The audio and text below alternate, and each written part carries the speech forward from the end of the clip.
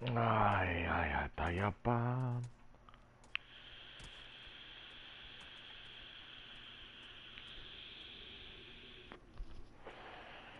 Hello, hello. I am number one. What's I up, man? am number one.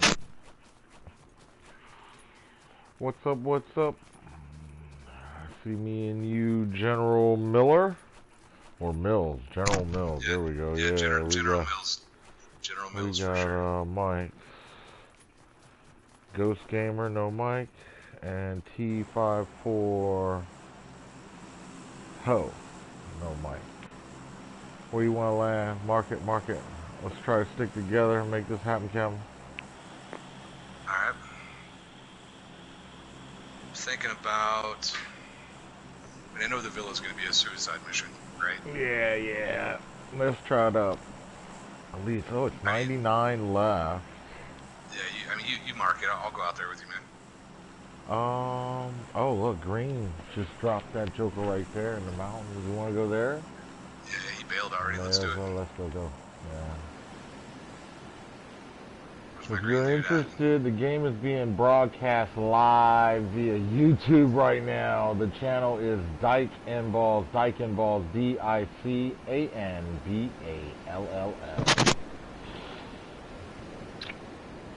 Let's go. Yo, there's a rack of motherfucking heads here. I see 1, 2, 3, 4. Yeah, I'm gonna land right outside this motherfucker, get some weapons, and come right in this motherfucker. There are 3 houses right out here, yo.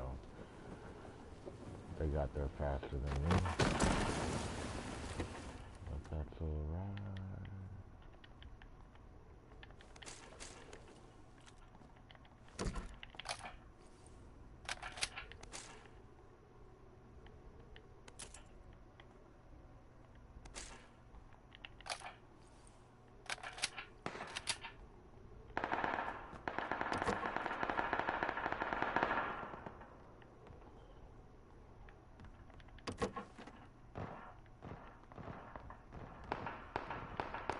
I hear shooting already, y'all. All up in that area. All in the video.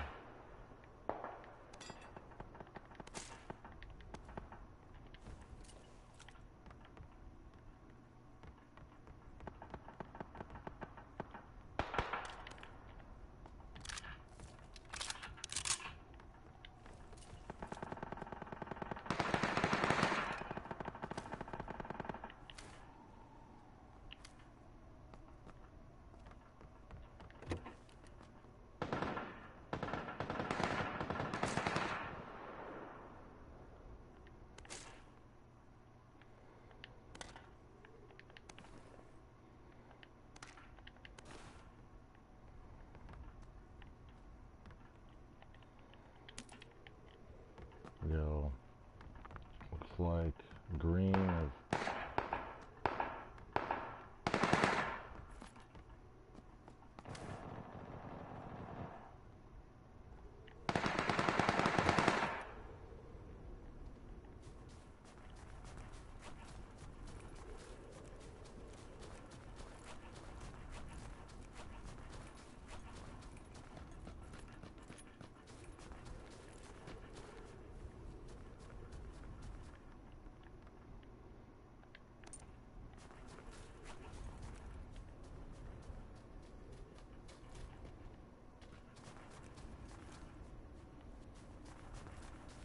Yo, number 2, I'm almost on you.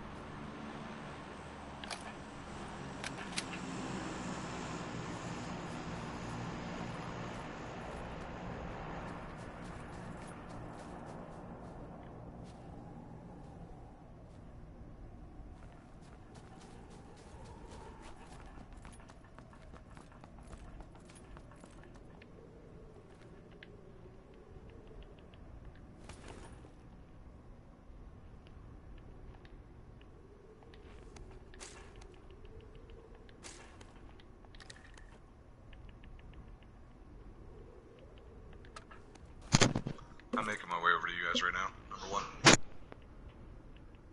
Roger that. I thought I was all by myself.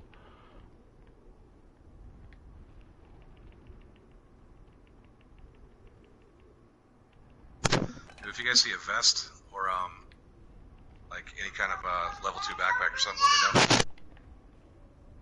Roger that.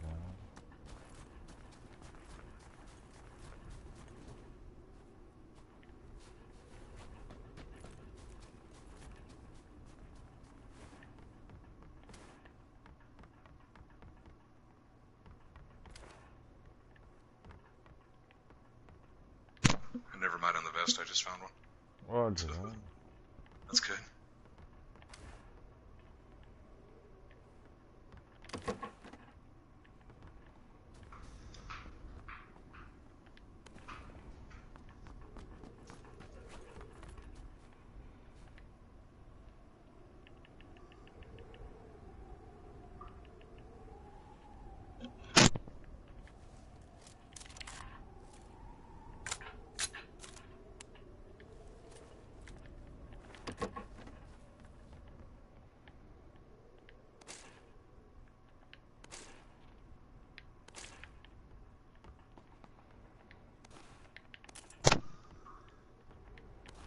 Friendly coming in.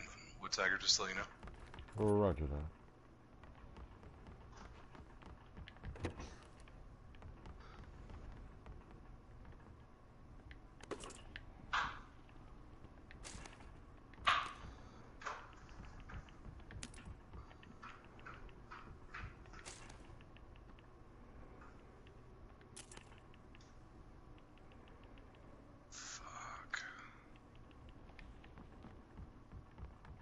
Gift gods are not in my favor today, are they? We are in the circle.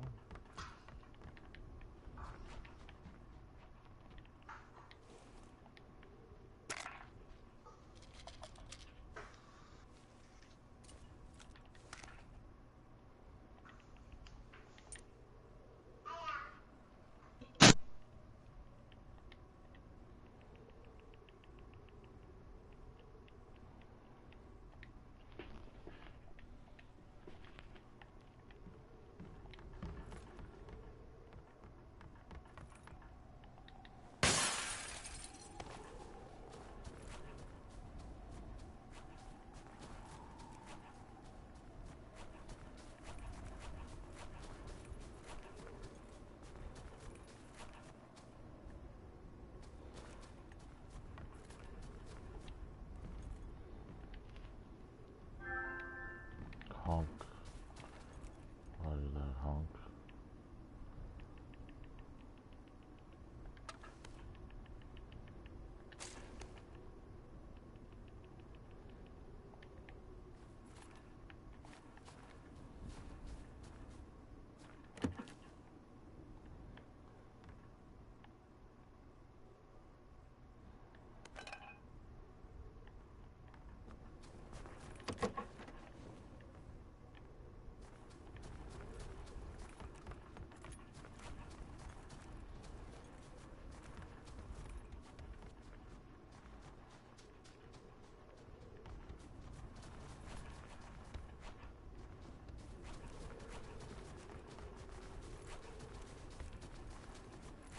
Red zone.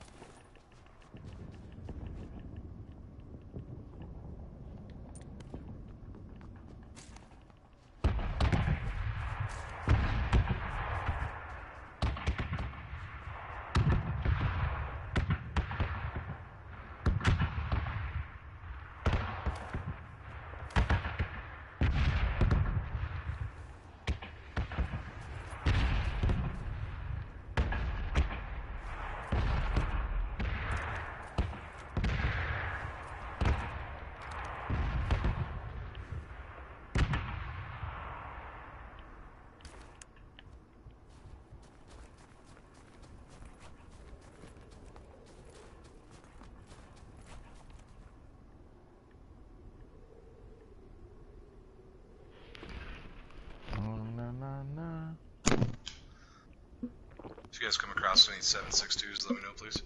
Oh, there's some on this dude's body over here. Like, I think I saw 90 right here and where I'm 20 at. or something. Oh, for real? Yeah. Alright, I'll check out the loot containers then. Yeah, no, it's either, it's on this guy. No, yeah, there's 30 on this guy right here. 7mm right back over here. Oh, okay. 30 on that one.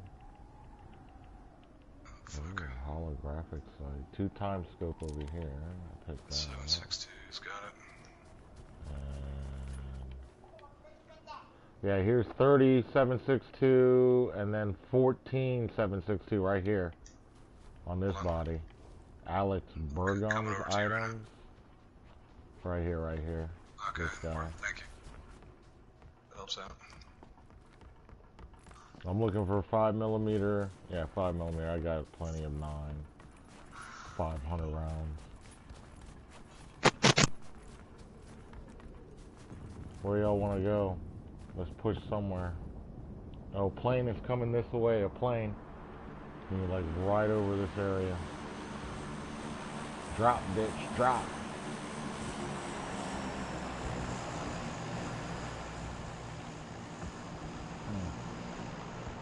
Drop. Drop. Fuck that. It didn't drop over here, so probably dropping that away somewhere. Where y'all want to go? We're in the circle again. Yeah, we should probably push toward where Blue's got his marker.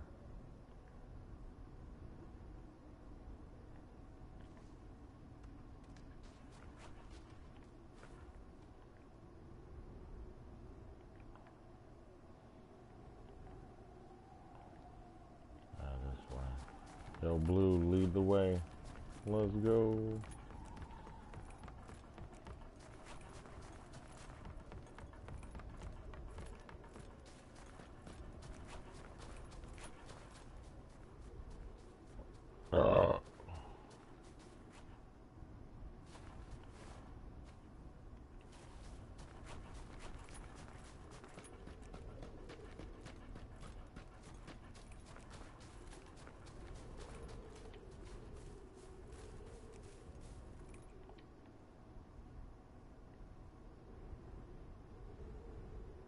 Yo, Mills, you there?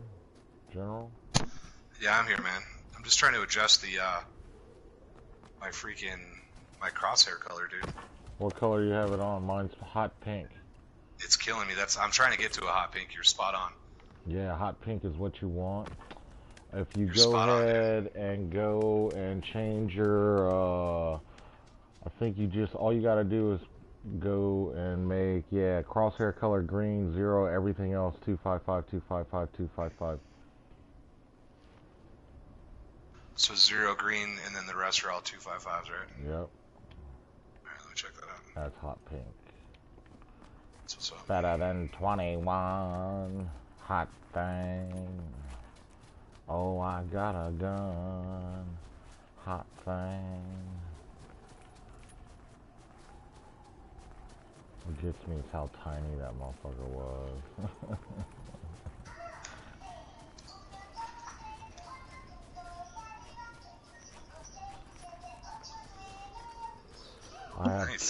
I have killer sensitivity fucking settings too.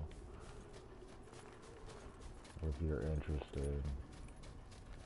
But if you go to my channel, there's probably about 4 or 5 videos on the whole customization of your sensitivity settings.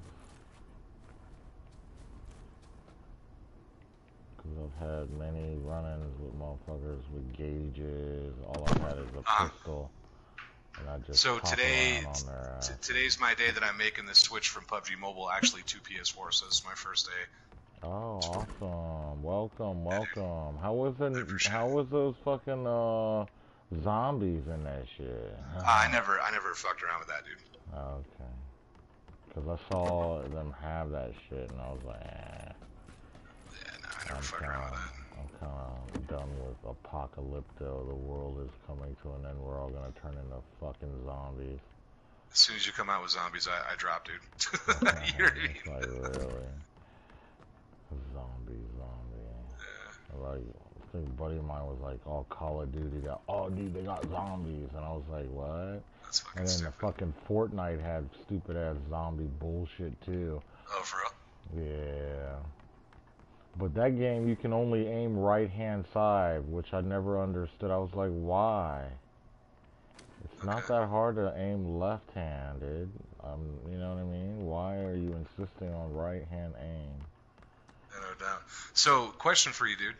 I've noticed that the contrast on my screen is just, it's wicked. So, like the map and everything, it's just super crazy white. Right. And, you can't see, like, I can't see anything. I can't see the line. I can't see nothing, dude. Is that normal, or is that a setting? Oh, that's the setting. Okay, because it's fucking brutal. Yeah, you go to settings and go to graphics, brightness. You want to put your brightness to 68 or 69. Field of view 103. Hold on 1 second, dude. Yeah. Settings, audio, graphics, 103, you said? Yeah, 103 field of view, and brightness is 69. 69 on the brightness, okay. And control button type, you want type B, type Bravo. Not type alpha. You do not want type A, no. Type Bravo. It's like playing Call of Duty on type B. Gotcha. So I did my brightness, and so I don't know, like, if it's because I'm on like a 4K what kind of joint TV? or whatever. Oh, you're on a 4K television? Yeah, so that just made it like fucking ridiculously bright. Ridiculously bright? Oh. Yeah, I think there's another, like, if you hold down the PSN button and go to devices and settings. No. Output, no, that's only headphones and shit. Somebody is bussing.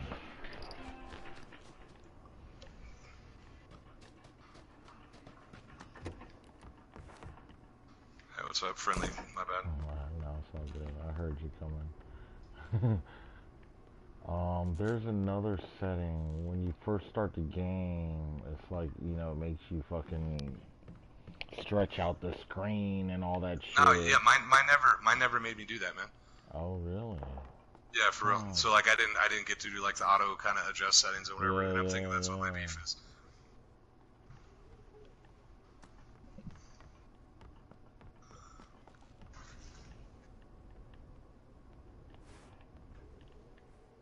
Hold on, mommy. It's closing 10. But we're in a safe zone, so.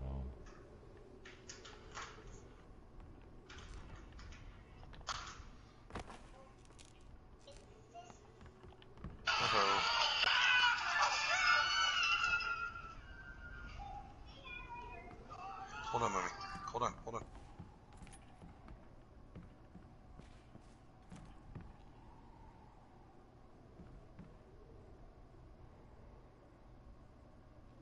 on, baby.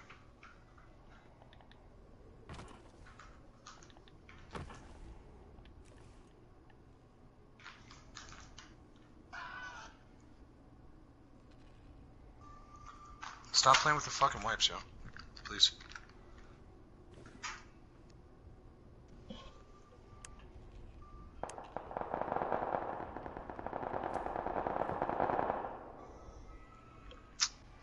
Of course, I don't have room in this weak-ass backpack for a health kit.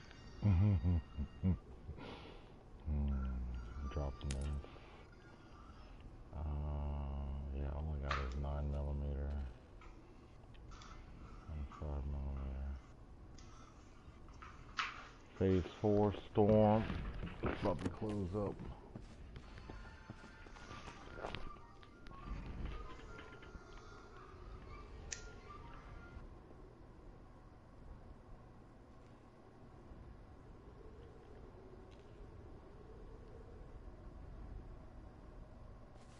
Oof.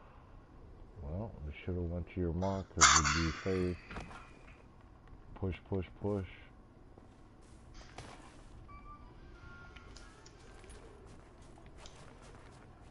We got 40 seconds to get to a good spot, yo. So you'd be surprised, man. I have my brightness down on 0, and it looks stellar right now. Oh, really? Oh, yeah, sweet. no doubt. Well, you got 4K. See, I have an old ass, what is it, 1080p fucking television, so. Gotcha. It's just the white on white, like it's really tough. You know what I mean? Like the white on white just looks bad. With the snow and shit. Yo, yeah. I'm hitting this house, yo. I think this motherfucker's in here. I'm right under 6, dude. I'm like 50 meters behind you. Not even 25 meters behind you. I'm breaching this bitch. Fuck it. Going upstairs. Clear so far. Friendly first floor. Clear. Second floor is clear. Looking out the fucking window, I don't see no enemy. I hear shots though. We're like right on the fucking line in this room where I'm at. We should push to this next house here, this next house right in front. Oh, somebody's shooting.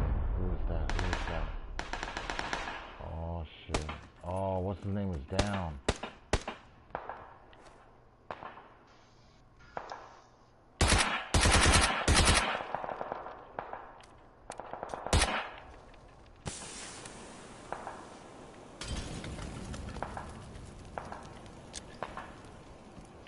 Sounds like somebody just threw in a Molotov cocktail in our fucking house. He did. So is he out on the... He's outside of our... He's outside. He's outside, right, I see him. Yeah. Fuck me, dude. I'm down. I'm out. Roger that. He got me through the wall, dude.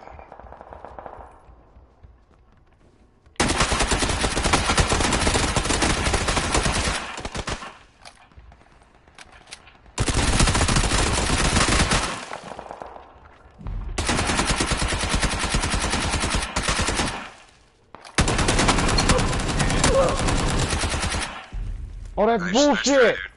Dude, that was bullshit. Did you see that? Oh, the storm got me. Fuck. Good try, man. Ah! Sorry. GG. Damn it. Ah.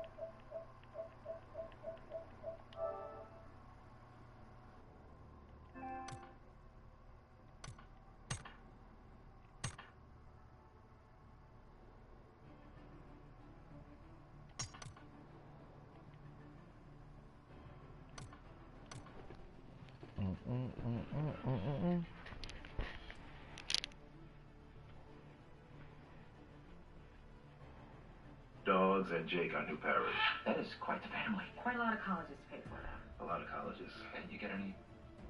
Me? I don't see it. That would be great.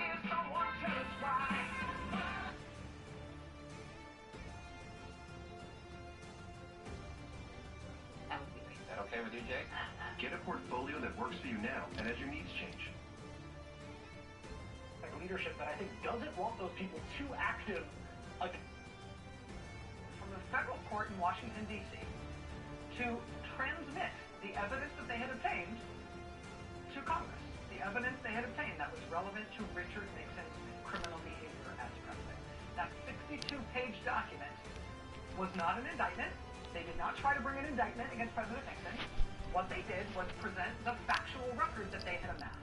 This is a 62-page document. It was essentially a guide. A lot of people called it a roadmap to the hundreds of documents and multiple tape recordings that grand jury had obtained and reviewed and come to see as relevant to the president's potential criminal action. They packed up all that evidence. They wrote up this terse document summarizing that evidence, giving Congress the salient information they thought Congress would need to be able to make a decision about what to do next. There were no recommendations as to what Congress should do. There were no conclusions drawn as to whether or not the president had committed crimes. It was just the facts, just the factual record. And in the end, Congress did decide to use that roadmap of evidence collected by the grand jury as the basis for their impeachment articles against Richard Nixon, first and foremost on the basis of his alleged obstruction of justice. And while grand jury information really is supposed to be secret, and it is therefore a big deal that that court cleared it for that grand jury information to be conveyed to Congress in 1964, it's interesting. That 62-page document containing all that grand jury information about the president, it never leaked. It was conveyed by the grand jury, by Jaworski's grand jury, to Congress, to the House Judiciary Committee. It was kept confidential by the House Judiciary Committee, even as they used it to draw up the impeachment articles against Nixon. It was never leaked to reporters. It was never leaked to the public. The only reason we can look at it now, 45 years later, is because just within the past year, the court decided it was finally okay to let it be seen, basically, as an object of historical interest. And so finally now, we can read in that original document, all these years and decades later, about what evidence there was about President Nixon obstructing justice. And, it is remarkable to see it all, typed up in terse. There he was on February 20, this item 41. February 28, 1973, there was Nixon meeting with John Dean, talking about offering presidential clemency to the Watergate defendants. And we know from the footnote there, 41.1, that there was a tape recording of that meeting, and that's how the grand jury knows that that conversation happened and what they discussed. Then a few pages later, we get to item 45, which tells us that 3 months after that conversation he had with John Dean about offering clemency to the Watergate defendants, Nixon says in a public statement, quote, "At no time did I know about any offer of executive clemency for the Watergate defendants." And what is the source of that information? Well, that's the thing the president did in public. They sourced the transcript of a Q&A session by President Nixon with Associated Press managing editors.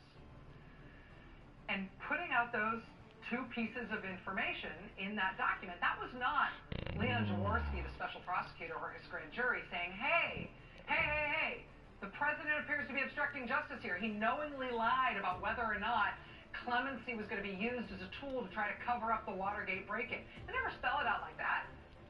They just laid out the facts and how they knew those facts. That was just Jaworski and the grand jury saying, this is what we know about the president's behavior. Here is the documentation that proves it.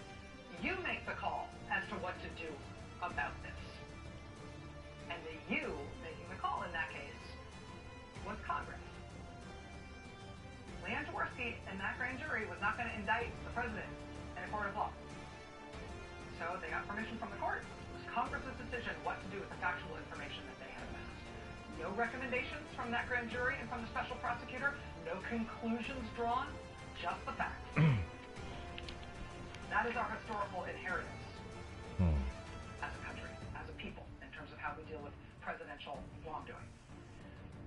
And now, to celebrate the 45th anniversary of that on-the-nose historical precedent for an investigation into potential obstruction of justice by a sitting president of the United States. Now, 45 years later to the month, now this time, the Trump administration has decided they'd like to handle this one a little bit differently this time.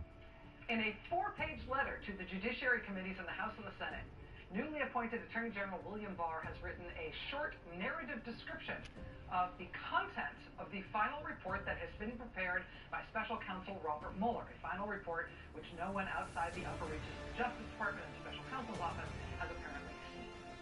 In what Barr describes as an initial review of Mueller's report, he starts off by describing the reach and the effort put into Mueller's investigation. Quote, in completing his investigation, the special counsel employed 19 lawyers who are assisted by a team of approximately 40 FBI agents, intelligence analysts, forensic accountants, and other professional staff. The special counsel issued more than 2,800 subpoenas, executed nearly 500 search warrants, obtained more than 230 orders for communication records, issued almost 50 orders authorizing use of pen registers, made 13 making requests to foreign governments for evidence and interviewed approximately 500 witnesses. And boy, that's a lot of numbers. Those certainly seem like an impressive list of numbers of things. It would be more substantively illuminating to the American public and to Congress if we knew anything about the products of those 2,800 subpoenas, or what those 13 foreign governments turned over when they got requests for information. It would be more substantively helpful to know what kind of information was obtained from these 500 witnesses. But nevertheless, I think those free-floating numbers are up there at the top of the letter in order to make us feel assured that no stone was left unturned.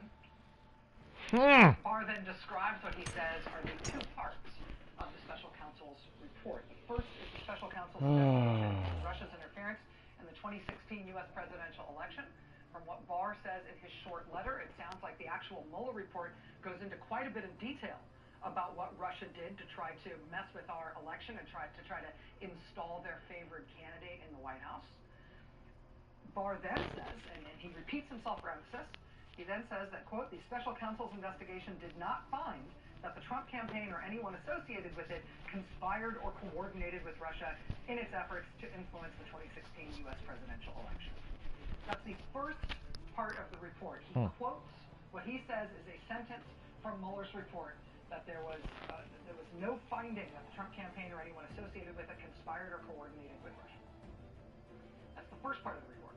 When it comes to the second part of the report, when it comes to obstruction of justice, one of the things Barr appears to be vaguely hinting at here is that Mueller seems to have made some sort of detailed factual accounting of the president's actions that could potentially be construed as obstruction of justice.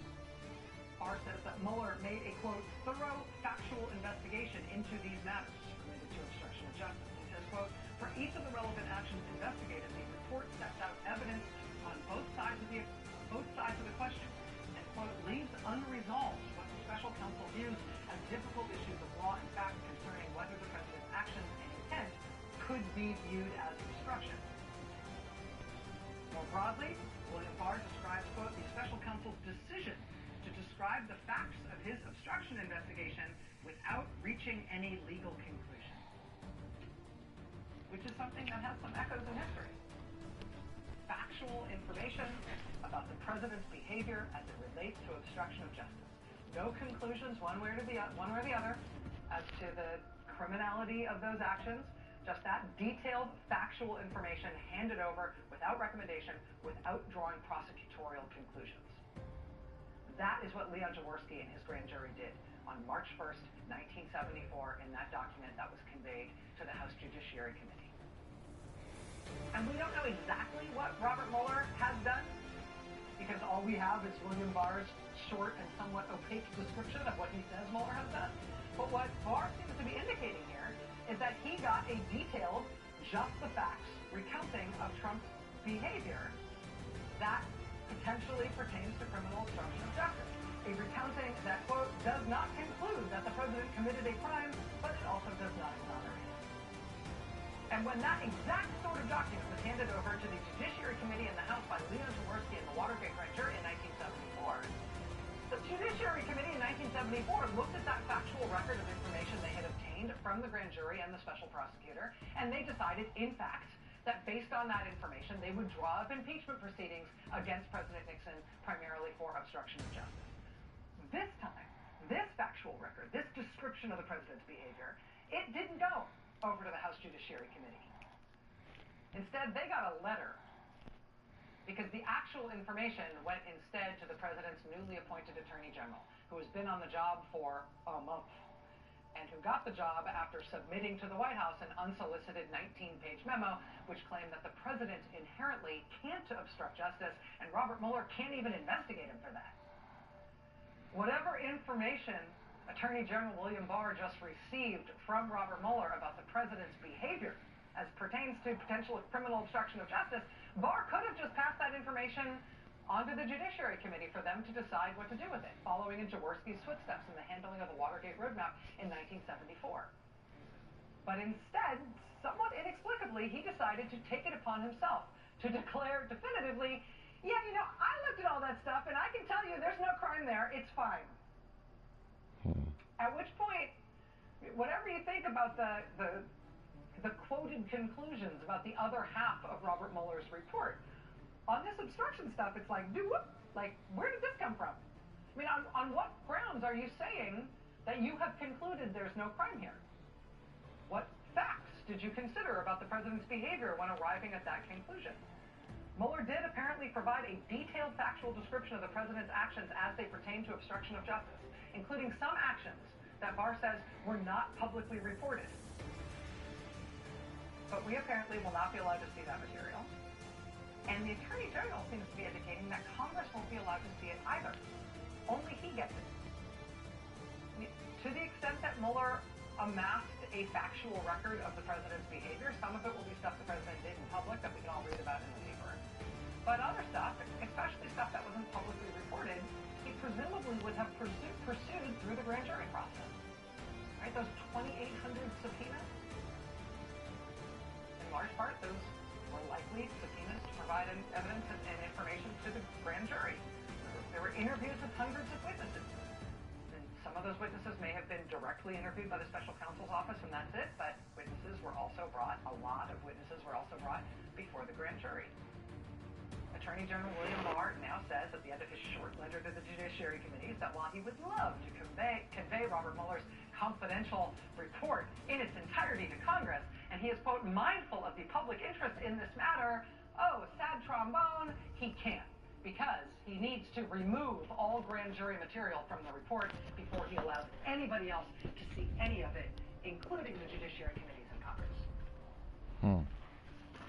And again, grand jury information rightfully is kept secret, but it is kept secret for a reason, which is that grand juries collect information for the purpose of considering criminal indictments against criminal suspects. When a grand jury has collected information against the one person in the country who can't be indicted as a criminal suspect because of his job, because he's the president, well, does that grand jury information about the president just go into a burn box somewhere? Or does it go in confidence to an entity that can pursue justice and accountability for no criminal acts, even when an indictment can't be filed? Major Jaworski and the grand jury conveyed their information in secret, under seal, to the Judiciary Committee in 1974. This information, obtained by Mueller's report, apparently just goes to President Trump's appointee. And other than that, he's going to make sure nobody else sees it.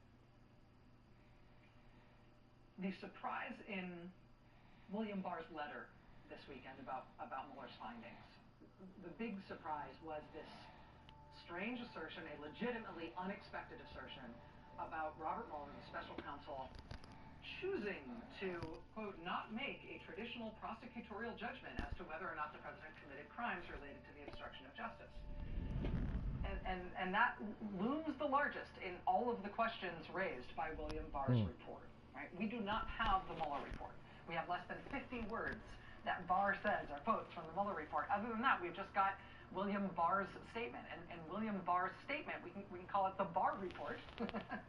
It raises all sorts of brand new questions we didn't have before about what exactly is going on here with this investigation and what fruits it will be allowed to bear.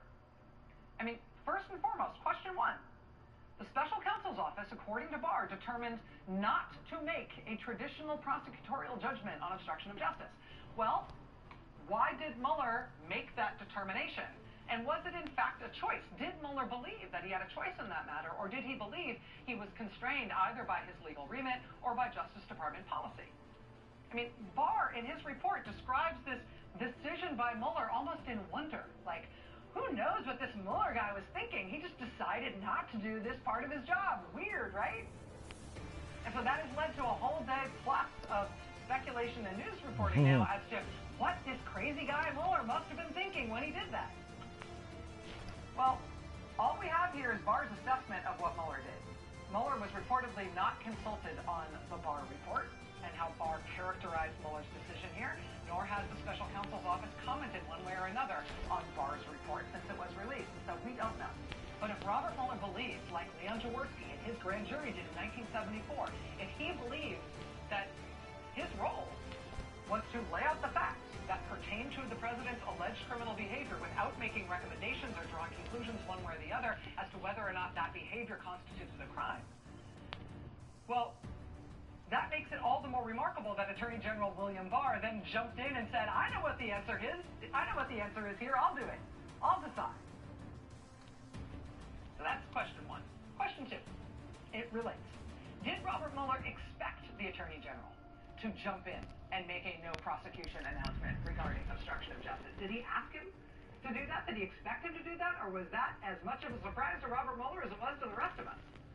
Third question, and it relates. Is it proper that Attorney General William Barr would make this kind of a public call, especially upon receiving no recommendation from the prosecutor who combed this grand jury and otherwise conducted this investigation? Is there anything in the special counsel regulations or in Justice Department regulations more broadly that direct the Attorney General to jump into the breach here and say, hey, I personally have decided after looking at this for a day that there's definitely no crimes. I've decided it's my role to make that public pronouncement. Was that a proper role for the Attorney General, and on what basis did he make that public pronouncement? Fourth, one of the reasons it might not be proper for a prosecutor, or any prosecutor, or any Department of Justice more broadly, to jump in and make a pronouncement that a president appears to have committed crimes, is because of the possibility that that president could actually be indicted and prosecuted and put on trial for those crimes after he or she has left office. So let's say, like, just as a lark, that a president directed his longtime personal lawyer to commit campaign finance felonies right before the 2016 presidential election. And prosecutors are sending his longtime personal lawyer to prison for that. And they think they've got the president himself dead to rights for having directed the commission of that felony. And prosecutors